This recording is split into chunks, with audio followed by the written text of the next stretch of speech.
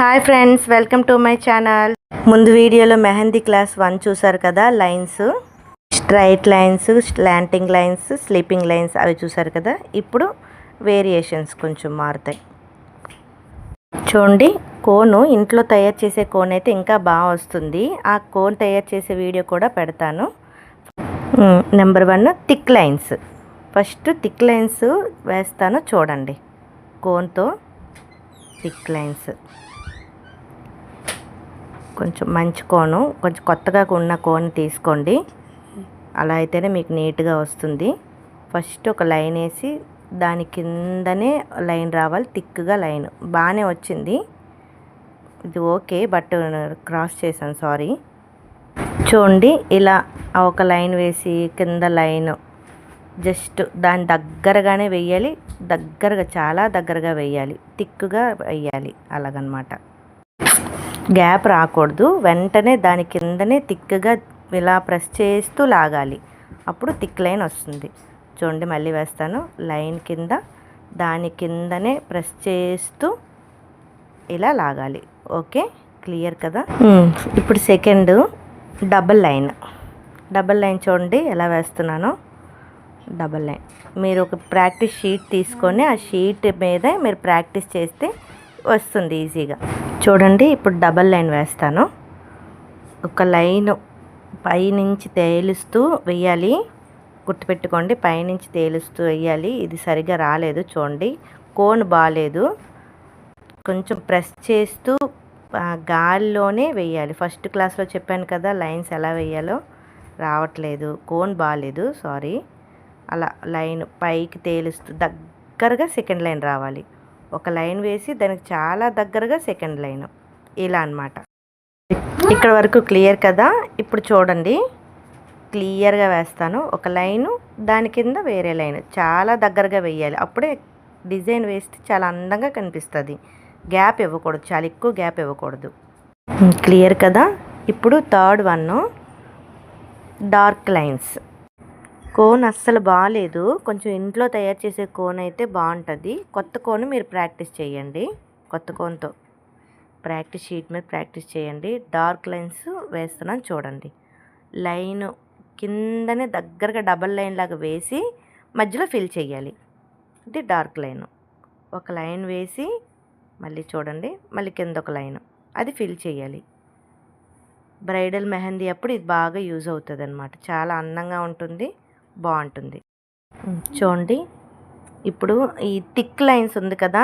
Thick lines ఒక example design చెప్తాను చూడండి క్లియర్గా. చూడండి, అది ఎలా ఉంటుందంటే డిజైన్ వేసిన తర్వాత ఫ్లవర్ లాగా కనిపిస్తుంది. స్ట్రైట్ లైన్ కింద ఒక లైన్,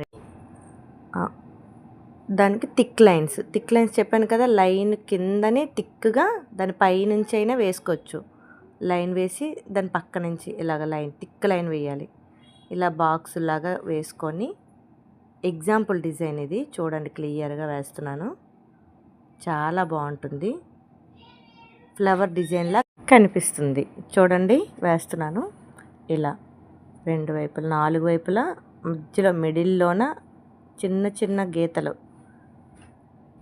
అలా చూసారా. వేస్తే ఒక ఫ్లవర్లా కనిపిస్తుంది కదా. కొంచెం పెద్ద బాక్సులతో చేస్తే ఇంకా బాగా కనిపిస్తుంది. చూసారు కదా. పక్కన ఇంకోటి వేస్తున్నాను, ఇది ఓకే. ఇప్పుడు హమ్స్. చూడండి, ఒక లైన్ వేసి సింగిల్ లైన్ అన్నమాట. సింగిల్ లైన్ వేసి దాని కింద హమ్స్ వేయాలి. చాలా సింపుల్, చాలా స్లోగా వేయండి. ప్రాక్టీస్ చాలా స్లోగా ప్రాక్టీస్ చేయండి. ఫాస్ట్గా చేసేస్తే రాదు. హమ్స్ చాలా స్లోగా వేయాలి. ఇలాగా చూడండి, అది స్లోగా. ఇంకోటి వేస్తున్నాను చూడండి, డబల్ లైన్ హంప్ కూడా వేసుకోవచ్చు. ఇప్పుడు సింగిల్ లైన్ పైనుంచి కిందకి వేసాను కదా హంప్, ఇప్పుడు కింద నుంచి పైకి. కింద లైన్ డార్క్గా లేదు, ఒక్క నిమిషం. ఓకే, ఫస్ట్ థిక్ లైన్ అయినా వేసుకోవచ్చు, లేదా సింగిల్ లైన్ నార్మల్ లైన్ అయినా వేసుకోవచ్చు. చూసారా, హంప్ కింద నుంచి పైకి, పైనుంచి కిందకి. బాగుంది కదా. డబల్ లైన్ లాగా కావాలంటే దానికి చిన్న గ్యాప్ ఇచ్చి పైన కింద గ్యాప్ ఒక లైన్. ఇది డబల్ లైన్ హంప్ అనమాట. చూడండి ఇప్పుడు thick line hump. Thick line చూసారు కదా. ఎగ్జాంపుల్స్ అనమాట వీటికి ఎలాగ హంప్స్ వేసుకోవచ్చు అని. చాలా స్లోగా ప్రాక్టీస్ చేయండి. ఏ డిజైన్ అయినా, ఒక లైన్ అయినా, ఒక హంప్ అయినా, ఒక ఫ్లవర్ అవ్వనివ్వండి, ఏదైనా చాలా స్లోగా ప్రాక్టీస్ చేస్తే ఏదైనా వస్తుంది. చూడండి ఒక line, thick line, double line, అది ప్రాక్టీస్ చేయండి బాగా. డబల్ లైను ఈజీగానే ఉంటుంది కానీ వేయటం కష్టం. చిన్న గ్యాపే ఉండాలి, గ్యాప్ ఇచ్చామా లేదా అన్నట్టు. దానికే హంప్స్ వేస్తే బాగుంటుంది. ఈ హంప్ డబుల్ హంప్ చూడండి, డబల్ లైన్కి డబల్ హంప్ చాలా బాగుంటుంది డిజైన్. కింద ఒక దాని కింద ఒక హంప్ వేసుకో. ఫుల్ మెహందీ డిజైన్స్ అప్పుడు అందంగా కనిపిస్తుంది అన్నమాట అది. చూడండి ఇప్పుడు డాట్స్ ఎలా చాలా సింపుల్. మనం ఏ డిజైన్ వేసుకున్నా డాట్స్తో వచ్చే డిజైన్ అదొక లుక్ చాలా బాగుంటుంది అనమాట. డాట్స్ ఇలా ఎలా పడితే అలాగ ప్రెస్ చేసేసి ఇలా రుద్దేసి అలా చేయకూడదు. ఇలా రుద్దడం అలా చేయకూడదు. మనం ఏంటంటే గట్టిగా ప్రెస్ చేస్తే డాట్ పడిపోవాలి. ఇలా రుద్ది స్పైరల్లా చేసి కాదు, జస్ట్ ప్రెస్ చేయాలి. గట్టిగా ప్రెస్ చేస్తే డాట్ వచ్చేస్తుంది. ఇలా ప్రెస్ చేయాలి.